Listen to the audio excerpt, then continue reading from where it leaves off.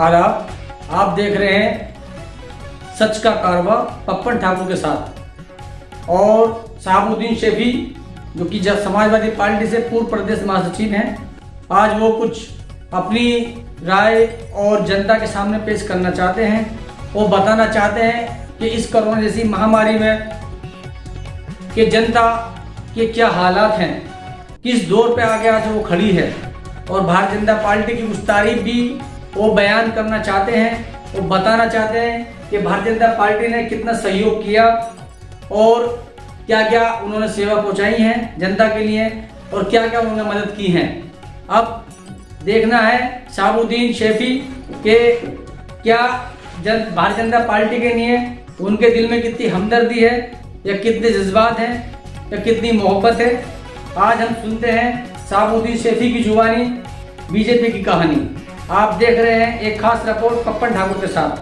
मैं शहाबुद्दीन शैफी, पूर्व प्रदेश सचिव समाजवादी पार्टी गाजियाबाद।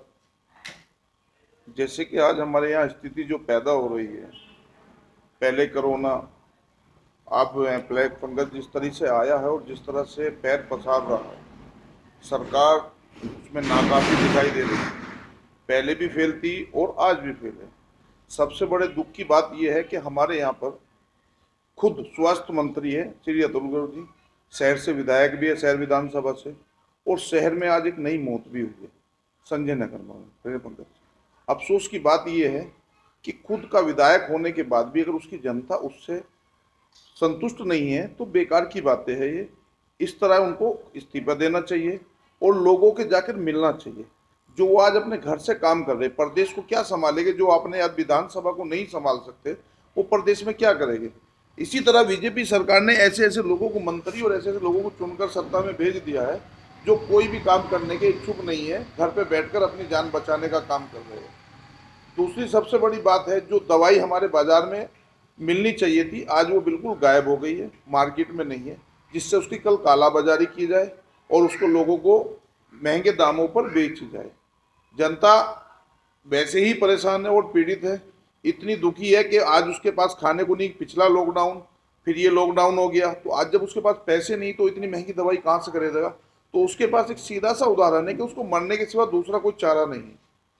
एक एक परिवार में से कोरोना काल में 2-2, 3-3 परिवार के लोग मर गए, मगर प्रधानमंत्री जी ने एक बार भी उसमें संवेदनशीलता नहीं जताई कि मैं इन लोगों के साथ कुछ सहानुभूति दिखाऊं या किस तरह काम करूं। जो दशा है देश की वो आप सब जान ही रहे, पूरा मीडिया जान रहा। मीडिया जगत जिस तरीके से आईना दिखा रहा है, मगर उसको सरकार चेत नहीं रही बिल्कुल।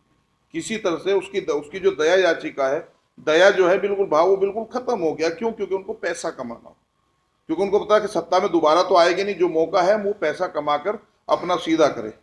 जिस तरह से आज आप जाइए गंगा के किनारे, जो गंगा पुत्र कहते थे कि मुझे माता ने बुलाया है, आज उसी गंगा में उनको लाशें तैरती हुई नहीं दिखाई दे रही। एक 10 ग्राम के टिफिन में उनको बीप से आदमी दंगा करा सकता था, मगर इतनी लाशें जो तैर रही है वो नहीं दिखाई दे रही। आज जो स्थिति है, उस स्थिति को देखने के बाद भी आज उनका कोई मन नहीं भर रहा। अगर कोई मीडिया वाला दिखा भी रहा है तो उस पर मुकदमा कर रहे, कोई बोल रहे तो उस पर मुकदमा किया जा रहा है। अगर कोई आम आदमी उसकी बात करता है तो उसको धमका दिया जाता है, कोई अधिकारी किसी चीज़ की बात करता है तो उसको धमका दिया जाता है। सरकार करना क्या चाहती है? जनता ने आपको चुन के बिठाया था विकास के लिए, आप विनाश लीला लिया है। ये विनाश लीला कहाँ तक लेकर जाएंगे आप? कब तक ये नहीं मानेंगे कि आपके हम गलत कर रहे हैं? कम से कम इतना तो मानिए कि जिस जनता ने आपको चुना है उस जनता के लिए काम कीजिए। आप विपक्ष के लिए मत कीजिए, मगर कम से कम उन लोगों के तो लिए कीजिए। अभी अतुल गर्ग को लीजिए, अपने ही पार्टी के लोगों के फोन नहीं उठाते। आम जनता की तो बात छोड़ दीजिए, अपने ही लोगों के फोन नहीं जब वो उठा पाते तो आम जनता की कहाँ से सुनोगे?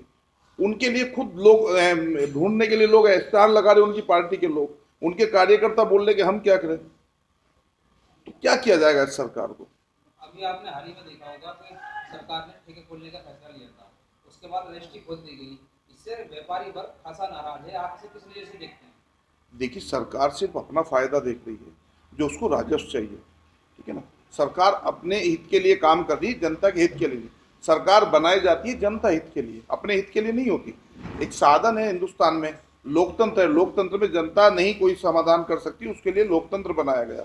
और लोकतंत्र पर जब जनता को बिठाया गया, किसी प्रधानमंत्री या मुख्यमंत्री को चुना जाता है, वो कहती है कि ये हमारे लिए काम करेंगे। मगर वो जनता के लिए काम नहीं कर रहे। शराब के ठेके से कौन सा लाभ होने वाला है? वो तो सरकार को लाभ होगा, आम आदमी को तो लाभ नहीं। क्या वहां से कोरोना नहीं फैलेगा? वहां पे जिस तरह की लाइन लग रही है, जो स्थिति है, उसको कौन संभालेगा? ये सरकार की जवाबदेही होती है। आज प्रशासन में ये मान के चलिए कि कम से कम मेरे हिसाब से 10 से 15% लोगों को कोरोना हो गया, सरकार उनको नहीं देख रही। जो प्रशासन इसको संभाल रहा, हमारे कितने डॉक्टर शहीद हो गए कोरोना काल में, उनको नहीं देख रही। अभी जो शिक्षा मित्र चुनाव करा गया था, उनकी मृत्यु हो जाती है तो उसका आंकड़ा भी छुपाकर कम लोगों का बताया जा रहा है। सरकार कर क्या रही है? अगर आप आज उनको मुआवजा देने की बात आ रही तो उनको भी छुपाने का काम कर रही। मरवाने के लिए आप भेजते हो, जब देने की जरूरत आती है, जब उनके परिवार को हमदर्दी की जरूरत होती है तो आप बोलते हैं गए नहीं थे, इनका नाम ही नहीं है उसमें लिस्ट में। किस तरह की सरकार चाहते हैं? किस तरह की सरकार जनता ने चुन के भेजी थी और किस तरह के लोग काम कर रहे हैं? वो तो विकास के नाम पर आए थे ना। विकास हुआ है हमारे गाजियाबाद में, एक नया कब्रिस्तान शमशान घाट बनाया है करेड़ा में, हिंडर मोचेरी को छोड़कर। ये विकास किया है इन लोगों ने। एक नया शमशान बनाया, जो इन्होंने वादा किया था कब्रिस्तान और शमशान का, वो बनाना शुरू कर दिया इन लोगों ने। अब ये इसी को विकास कहते हैं तो बड़ी अच्छी बात है। ये जनता जनार्दन है, फिर सबक सिखाएगी। आने वाला वक्त इनको बताएगा कि आपको क्या बनाना के लिए हमने भेजा था और आप क्या बनाकर आए। सरकार का कहना है कि यूपी में अब कोरोना कंट्रोल में है। कितना सही मानते हैं या केवल कागजी आंकड़े? देखिए, ये आप भी जान रहे हैं, मैं भी जान रहा हूँ। मेरे घर के सामने यहाँ से 200 1.5 किलोमीटर के सामने कब्रिस्तान है। जब मैं अपनी छत पे चढ़ता हूँ तो मेरे को अफसोस होता है, बहुत पीड़ा होती है।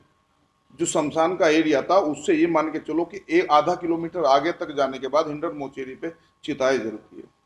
मेरे बच्चे बोलते पापा ये क्या हो रहा है? मैंने बोला ये हिंदुस्तान की सरकार की नाकामी है, क्योंकि संता को जो हमने चुनकर भेजा था उसको ये बोला था कि कल हमारे लिए काम करेगी। सरकार ने जब दूसरे लोगों ने वैक्सीन के लिए एडवांस देना शुरू करा तो हमारी सरकार सिर्फ चुनाव लड़ा रही थी, बिहार चुनाव लड़ रही थी, ट्रंप का इंतजार कर रही थी। विकास के लिए या जनता के लिए कोई काम नहीं कर रही थी। बंगाल चुनाव इनके लिए बहुत जरूरी था, यूपी का चुनाव बहुत जरूरी था। लोगों को मारने के, लोग दूसरे देश बचाने का काम कर रहे थे, हमारी सरकार मरवाने का काम कर रही थी। अगर एक राज्य में राष्ट्रपति शासन लग जाता तो कौन सी आफत आ जाती? कम से कम अगर हम एक जिंदगी बचाने में भी कामयाब हो जाते तो शायद नीचे जमीन पे कोई हमको उसका ओनर दे, कम से कम ऊपर वाला तो हमको सोचेगा यार इन्होंने एक जीवन बचाया। आपने ऐसा प्रधानमंत्री चुन लिया, ऐसा मुख्यमंत्री चुन, लोगों को मारना चाहता है। प्रधानमंत्री एक राजा होता है, राजशाही तो नहीं है, मगर वो राजशाही कर रहे हैं। क्यों कर रहे? क्योंकि उनको राजा बना दे, जनता ने भारी बहुमत से उनको जिता के भेज दिया और वो राजा बन बैठे प्रधानमंत्री की जगह। अब वो बोलते हैं जो मैंने कहा वही सत्य है, जो मैंने करा वही ठीक है। अगर आप कोरोना के लिए भी अगर वैक्सीन नहीं खरीद सकते, आज 35,000 करोड़ रुपए का पैकेज दिया गया था, कहाँ गया पैकेज? दिखाई दे रहा है कहीं? अब बोलते राज्य सरकार अपने हिसाब से अपना माल खरीदे। अब जब राज्य सरकार खरीदने जाती है तो कंपनी बोलती है नहीं हम आपको नहीं दे सकते, केंद्र सरकार से पूछिए, वो जिसको जितना बोलेगी हम देंगे। तो सरकार करना क्या चाहती है? जनता को बांटना चाहती है या क्या करना चाहती है? कुछ समझ में नहीं आ रहा सरकार का, सरकार की जो पॉलिसी है। और दूसरी सबसे बड़ी बात, जब हमारे पास कोई उसका एक्सपेरिमेंट पूरे का पूरा है तो हमारे यहाँ करीबन 70 से 80 कंपनी है जो वैक्सीन बनाती है, एक्सपेरिमेंट कर सकती है। उनसे वो नुस्खा लेके उनको क्यों नहीं दिया जाता? अगर मेरे परिवार में 5 लोग हैं और 2 आदमी को चोट लग गई तो एक कंधे पे लेकर भागेगा, दूसरे कंधे पे लेकर भागेगा, तो दोनों बच जाएंगे ना। एक को कंधे पे ले जाके अस्पताल छोड़कर मैं वापसी आना चाहता हूं तो दूसरा तो इतने मर जाएगा। और आप वैक्सीन को भी देखिए, वैक्सीन बनाने के बाद हाथों हाथ मार्केट में नहीं आएगी, उसको 1 महीना उसको रखना पड़ेगा उनको फ्रीजर में, उसके बाद वो मार्केट में आएगी। तो आप बाकी कंपनियों को टेंडर क्यों नहीं देते? मगर सरकार की मंशा है कि अपने लोगों से हमें काम कराना, उसको मुनाफा कमवाना है। अभी प्रदेश को 1200 रुपये मिलेगी, केंद्र को 600 रुपये मिलेगी। प्रधानमंत्री जी बोलते कहने लगा एक देश एक राष्ट्र एक कानून। अभी एक प्रधानमंत्री जी उसको चेंज कर रहे हैं।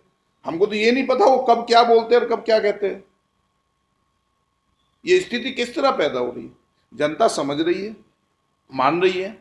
आपने उत्तर प्रदेश देख लिया, बंगाल देख लिया, इसका उदाहरण है जहां पर पूरी दिल्ली से लेके बाकी प्रदेश के जितने मंत्री से लेके संतरी तक सब बंगाल में जो ताकत आजमाई थी वो सब फेल हो गए। वो बोलते कि हम 3 से 73 पहुंचे। अरे 3 से 73 नहीं पहुंचे, आप खत्म हो गए, क्योंकि आप एक लेडी आयरन से लड़ रहे थे, प्रधानमंत्री, देश का प्रधानमंत्री, एक पार्टी का अध्यक्ष, एक पार्टी का नेता। आप प्रधानमंत्री होकर वहां काम कर रहे, 18 रैलियां करते हो। हैं? अपनी जनता के बारे में नहीं सोचते।